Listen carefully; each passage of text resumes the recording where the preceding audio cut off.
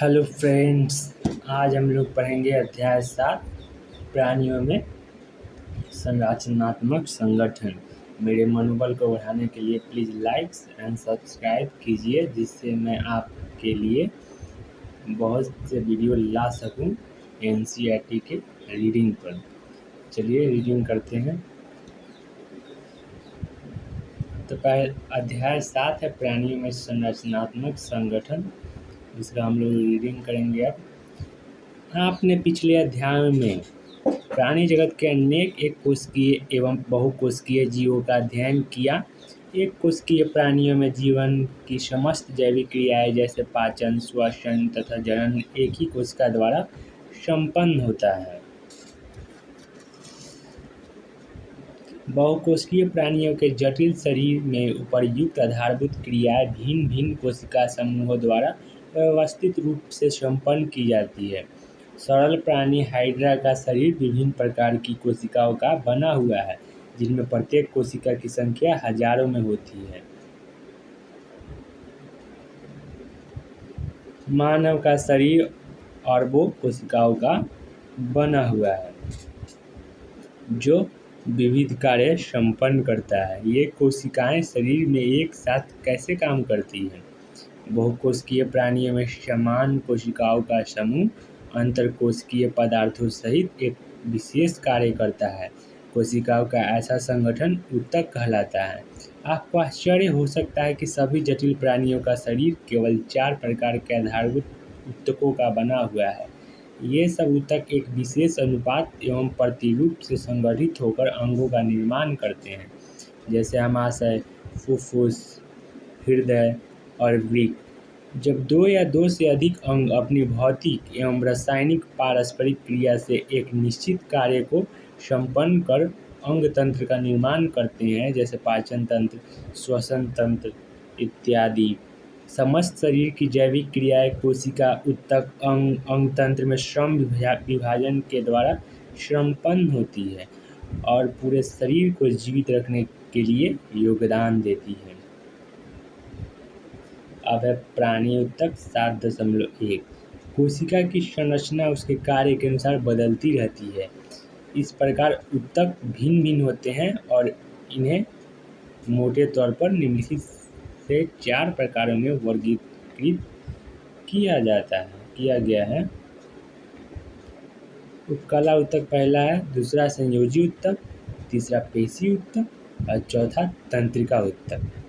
पहला उपकला ऊतक अब पढ़ेंगे। हम उपकला ऊतक को सामान्यतः उपकला ही कहते हैं। इस ऊतक में एक मुक्त स्तर होता है, जो एक ओर तो देह तरल और दूसरी ओर बाह्य वातावरण के संपर्क में रहता है और इस प्रकार देह का आवरण अथवा आस्तर का निर्माण करता है। कोशिकाएं अंतरकोशिकीय धात्री द्वारा दृढ़तापूर्वक जुड़ी रहती है। उपकला ऊतक 2 प्रकार के होते हैं। पहला सरल उपकला, दूसरा संयुक्त उपकला। सरल उपकला एक ही स्तर का बना होता है तथा यह देह, गुहाओं, वाहिनियों और नलिका का अस्तर है। संयुक्त उपकला कोशिकाएं की 2 या 2 से अधिक स्तरों की बनी होती है और इसका कार्य रक्षात्मक है, जैसे कि हमारी त्वचा। कोशिका के संरचनात्मक रूपांतरण के आधार पर सरल उपकला ऊतक 3 प्रकार के हैं। पहला सल्की, दूसरा सल्की उपकला, दूसरा घनाकार उपकला, तीसरा स्तंभाकार उपकला। यहाँ तीनों का एग्जाम्पल दिया हुआ है। वो एग्जाम्पल क्या, उसका चित्र दिया हुआ है, एग्जाम्पल नहीं चित्र। तो चित्र है पहला सल्की का, देख लीजिए सल्की का है, दूसरा घनाकार का है और तीसरा है लंबी कोशिका है, जिसको मतलब वही स्तंभाकार या पश्चाभिधारी स्तंभाकार कोशिका है, ऊपर वही पश्चाभिधारी है। वही 3 तो है, स्तंभाकार है। अब है सल्की उपकला ऊतक। सल्की उपकला ऊतक यह एक चपटी कोशिकाओं के पतले स्तर से बनता है, जिसके किनारे अनियमित होते हैं। यह ऊतक रक्त वाहिकाओं की भित्ति में तथा फेफड़े की वायुकोश में पाया जाता है और यह विसरण सीमा का कार्य करता है। अब है घनाकार उपकला। यह ऊतक एक स्तरीय घन जैसी कोशिकाओं से बना होता है। यह सामान्यतः वृक्कों के नलिकाकार भागों तथा ग्रंथियों की वाहिनियों में पाया जाता है। इनका मुख्य कार्य श्रवण और अवशोषण है। वृक्क में वृक्कों की समीपस्थ वलयी सूक्ष्म नलिका की उपकला में सूक्ष्मांकुर होते हैं। स्तंभाकार उपकला लंबी एवं पतली कोशिकाओं के एक स्तर का बना होता है। केंद्रक प्रायः कोशिका के धात्री भाग में होता है। मुक्त सतह पर प्रायः सूक्ष्मांकुर पाए जाते हैं। सूक्ष्मांकुर आमाशय आंत्र तथा आंतरिक आस्तर में पाए जाते हैं और यह श्रवण और अवशोषण में सहायक देते हैं। यदि इन स्तंभाकार या घनाकार कोशिकाओं की मुक्त सतह पर पश्चाभ होते हैं तो इसे पश्चाभी उपकला कहते हैं। इनका कार्य कणों अथवा श्लेष्मा की उपकला की सतहों पर एक निश्चित दिशा में ले जाना है। यह मुख्यतः श्वसनिका तथा डिंब वाहिनी नलिकाओं जैसे खोखले अंगों की भीतरी सतह में पाए जाते हैं। अब इसका चित्र देख लीजिए ग्रंथिल उपकला का, फिर पढ़ेंगे। ग्रंथिल उपकला का एक कोशिकिक है, एक कोशिकिक ग्रंथि देख लीजिए, और दूसरा बहुकोशिकिक है, बहुकोशिकिक ग्रंथि देख लीजिए। अब चलिए पढ़ते हैं ग्रंथि उपकला। कुछ स्तंभाकार या घनाकार कोशिकाओं में श्रवण की विशेषता होती है और ऐसी उपकला को उपकला ग्रंथि कहते हैं। इसे दो समूहों में वर्गीकृत किया जा सकता है। एक कोशिकिक जो पृथक ग्रंथिल कोशिकाओं का बना होता है, जैसे आहार नल की कलश कोशिकाएं, तथा बहुकोशिकिक जो कोशिकाएं के पुंज, उदाहरण लार ग्रंथि का बना होता है। स्रावी कोशिका में स्राव के निष्कासन के आधार पर ग्रंथियों को दो भागों में विभाजित किया जाता है, जिन्हें बहिस्रावी ग्रंथि तथा अंतःस्रावी ग्रंथि कहते हैं। बहिस्रावी ग्रंथि से श्लेष्मा, लार, कर्ण, मोम, तेल, दूध, आमाशय, एंजाइम तथा अन्य कोशिका उत्पाद स्रावित होते हैं। ये सब वाहिनियों अथवा नलिकाओं के माध्यम से निर्मुक्त होते हैं। इसके विपरीत अंतःस्रावी ग्रंथियों में नलिकाएं नहीं होती। इसके उत्पाद हार्मोन है जो सीधे उस तरल में छोड़े जाते हैं जिसमें ग्रंथि स्थित होती है। संयुक्त उपकला एक से ज़्यादा कोशिका स्तरों या बहुस्तरित की बनी होती है और इस प्रकार श्रवण और अवशोषण में इसकी भूमिका सीमित है। इसका मुख्य कार्य रासायनिक एवं यांत्रिक प्रतिबलों से रक्षा करना है। यह त्वचा का शुष्क सतह, मुख गुहा की नम सतह पर ग्रसनी लार ग्रंथियों और अग्न्याशय की वाहिनियों के भीतरी स्तर को ढकता है। उपकला की सभी कोशिकाएं एक दूसरे से अंतरकोशिकीय पदार्थों से जुड़ी रहती है। लगभग सभी प्राणी ऊतकों में कोशिकाओं के विशेष जोड़ व्यक्तिगत कोशिकाओं को संरचनात्मक एवं कार्यात्मक संधि प्रदान करते हैं। उपकला और अन्य ऊतकों में 3 प्रकार की संधि पाई जाती है। ये दृढ़, आसंजी एवं अंतराली संधि है। दृढ़ संधि पदार्थों को ऊतक से बाहर निकलने से रोकती है। आसंजी संधि पड़ोसी कोशिकाओं के कोशिका द्रव को एक दूसरे से जोड़ने का काम करती है। अंतराली संधि आयनों तथा छोटे अणुओं एवं कभी कभी बड़े अणुओं के तुरंत स्थानांतरित करने में सहायता करती है। वे ऐसा संलग्न कोशिकाओं के कोशिका द्रव को आपस में जोड़कर करती है। संयोजी ऊतक जटिल प्राणियों के शरीर में संयोजी ऊतक बहुतायत एवं विस्तृत रूप में फैला हुआ पाया जाता है। संयोजी ऊतक नाम शरीर के अन्य ऊतक एवं अंग को एक दूसरे से जोड़ने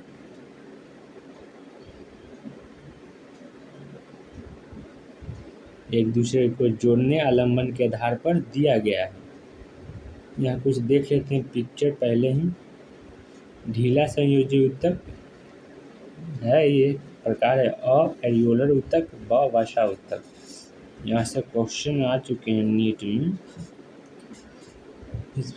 ये बृहद भक्षाणु है, ये तंतु पोरक इसको कहते हैं। ये कोलेजन रेशा है, ये मास्ट कोशिका है। एरियोलर ऊतक में ये सब था। अब है वसा ऊतक। वसा ऊतक में वसा संग्रह क्षेत्र है, ये केंद्रक है, ये प्लाज्मा झिल्ली है। अब यही है बात, नीचे भी देख लेते हैं। घना संयोजी ऊतक का घना नियमित, घना अनियमित। नीचे वाला अनियमित है और ऊपर वाला नियमित है। ये कोलेजन रेशा है, इसमें लाल कलर से दिखाया हुआ है, उसमें भूरा कलर से। चलिए अब इसके बारे में कुछ जानकारी ले लेते हैं। संयोजी ऊतक में कोमल ऊतक से लेकर विशेष प्रकार के ऊतक जैसे उपास्थि, अस्थि, वसीय ऊतक तथा रक्त सम्मिलित है। रक्त को छोड़कर सभी संयोजी ऊतकों में कोशिका संरचनात्मक प्रोटीन का तंतु स्रावित करती है, जिसे कोलेजन या इलास्टिन कहते हैं। ये ऊतक को शक्ति, प्रत्यास्थता और लचीलापन प्रदान करते हैं। ये कोशिका रूपांतरित पॉलीसेकेराइड भी स्रावित करती है, जो कोशिका और तंतु के बीच में जमा होकर अधात्री का कार्य करती है। संयोजी ऊतक को 3 प्रकारों में विभक्त किया गया है। पहला लचीले संयोजी ऊतक, दूसरा सघन संयोजी ऊतक एवं तीसरा विशिष्टकृत संयोजी ऊतक। अब है पहला लचीले संयोजी ऊतक। लचीले क्या पढ़ते हैं, इसमें क्या? शिथिल संयोजी ऊतक में कोशिका एवं तंतु एक दूसरे से अर्ध तरल आधारीय पदार्थ में शिथिलता से जुड़े रहते हैं। उदाहरण त्वचा। गर्तिका ऊतक जो त्वचा के नीचे पाया जाता है। त्वचा गर्तिका ऊतक जो त्वचा के नीचे पाया जाता है। यह प्रायः कला के लिए आधारीय ढांचे का कार्य करता है। इस संयोजी ऊतक में प्रायः तंतु पूरक ब्रैकेट जो तंतु को जन्म देता है महाभक्षाणु एवं मास्ट कोशिकाएं होती है। वसा ऊतक दूसरा शिथिल संयोजी ऊतक है, जो मुख्यतया त्वचा के नीचे स्थिति होता है। इस ऊतक की कोशिकाएं वसा संग्रहण के लिए विशिष्ट होती है। भोजन के जो पदार्थ प्रयोग में नहीं आते वे वसा के रूप में परिवर्तित कर इस ऊतक में संग्रहित कर लिए जाते हैं। अब है सघन संयोजी ऊतक। सघन संयोजी ऊतकों में तंतु एवं तंतु कोशिकाएं दृढ़ता से व्यवस्थित रहती है। अभिविन्यास के आधार पर तंतु तथा तंतु पूरक सघन संयोजी ऊतक को नियमित संयोजी ऊतक तथा अनियमित संयोजी ऊतक में विभाजित किया गया है। सघन नियमित ऊतक में तंतु पूरक समानांतर तंतु के गुच्छों के बीच में कतार में उपस्थित होते हैं। कंडराय जो कंकाल पेशी को अस्थि से जोड़ती है तथा स्नायु जो एक अस्थि को दूसरे अस्थि से जोड़ती है, इसके उदाहरण हैं। अब है कोलेजन तंतु का गुच्छा कंडराव को प्रतिरोधी क्षमता प्रदान करती है। यही है विशिष्टकृत संयोजी ऊतक। श्वेत रुधिर कणिका है, इसमें पट्टिका अनुलाल रुधिर कणिका है, ऐसा ही दिया हुआ है। कोलेजन रेशा उपास्थि कोशिका, यह संहत अस्थि ऊतक वह है। चलिए देखते हैं इसमें क्या क्या बात लिखा हुआ है। और इसे टूटने से बचाता है। सघन नियमित संयोजी ऊतक लचीली स्नायु में पाया जाता है। सघन अनियमित ऊतक में तंतु तथा तंतु पूरक होते हैं। कोष्ठ तंतु में अधिकांश कोलेजन होता है, जिनका अभिविन्यास अलग होता है। यह ऊतक त्वचा में पाया जाता है। उपास्थि, अस्थि एवं रक्त विशेष प्रकार के संयोजी ऊतक हैं। उपास्थि का अंतरा कोशिकीय पदार्थ ठोस, विशिष्ट, आनमय एवं संपीड़न रोधी होता है। इस ऊतक को बनाने वाली कोशिकाएं स्वयं द्वारा स्रावित अधात्री में छोटी छोटी गुहिकाओं में बंद हो जाती है।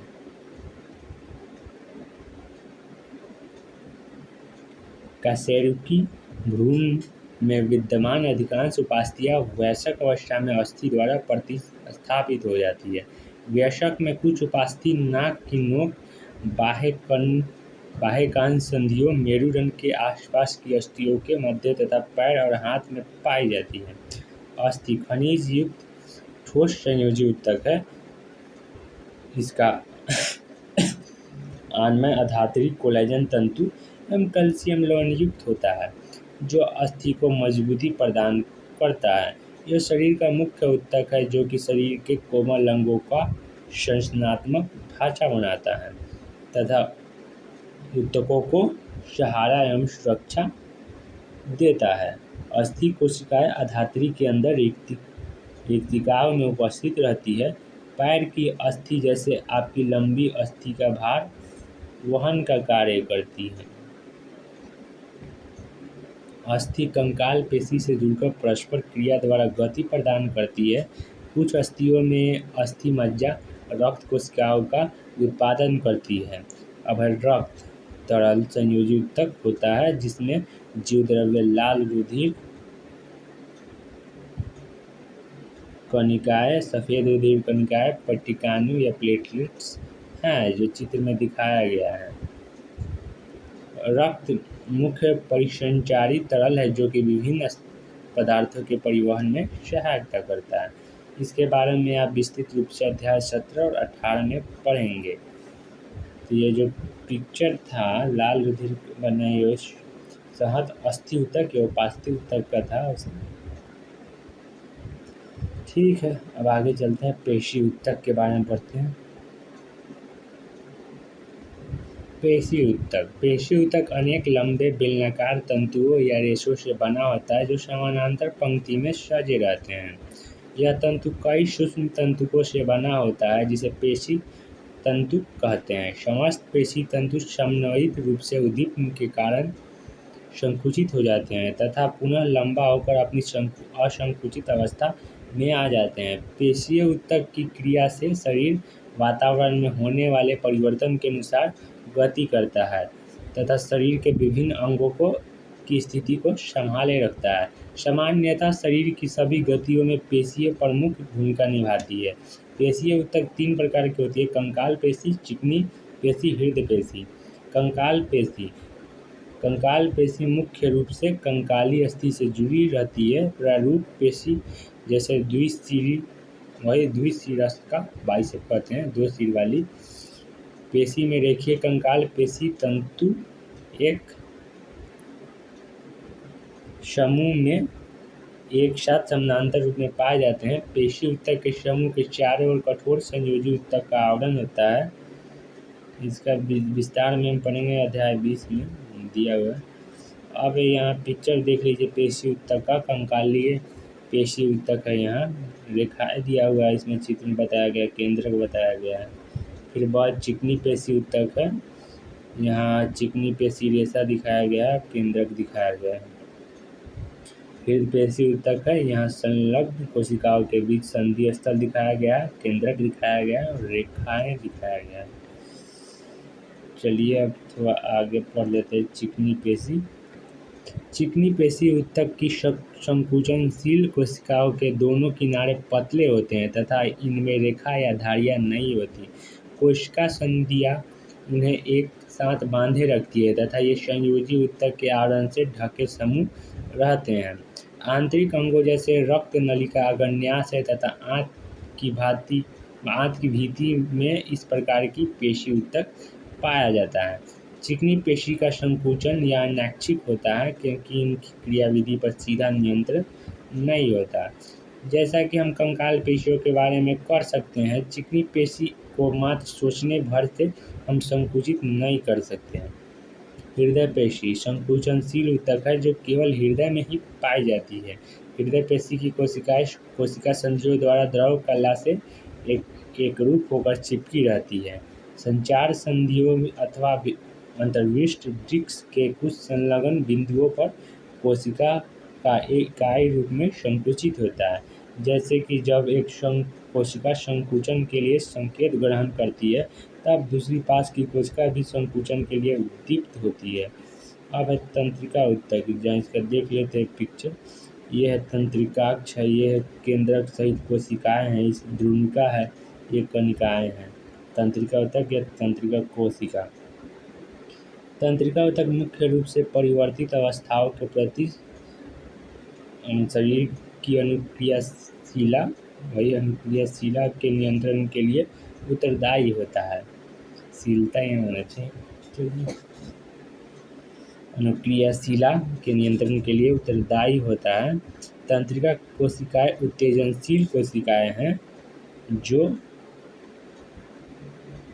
तंत्रिका तंत्र की संचार इकाई हैं। तंत्रीबद्ध कोशिका बाकी तंत्रिका तंत्र को संरचना प्रदान करती है तथा तंत्रिका कोशिकाओं को सहारा तथा सुरक्षा देती है। हमारे शरीर में तंत्रीबद्ध कोशिकाएं तंत्रिका ऊतक का आयतन के अनुसार आधा से ज़्यादा हिस्सा बनाता है। जब एक तंत्रिका कोशिका को प्रयुक्त रूप से उद्दीपित किया जाता है या वह स्वयं होती है तो विभिन्न वैद्युत परिवर्तन उत्पन्न होता है जो बहुत तेज़ी से कोशिका झिल्ली पर गमन करता है। तंत्रिका कोशिका जब उत्तेजित होती है तब विभव परिवर्तन तंत्रिका कोशिका के अंतिम छोर पर पहुंचता है तथा आसपास के तंत्रिका कोशिका एवं अन्य कोशिकाओं को या तो उद्दीपित करता है अथवा उन्हें उद्दीपित होने से रोकता है। आप इसके बारे में अध्याय 21 में विस्तार से पढ़ेंगे। आज के लिए इतना ही। फिर आज ही वीडियो आएगा इसका पार्ट 2।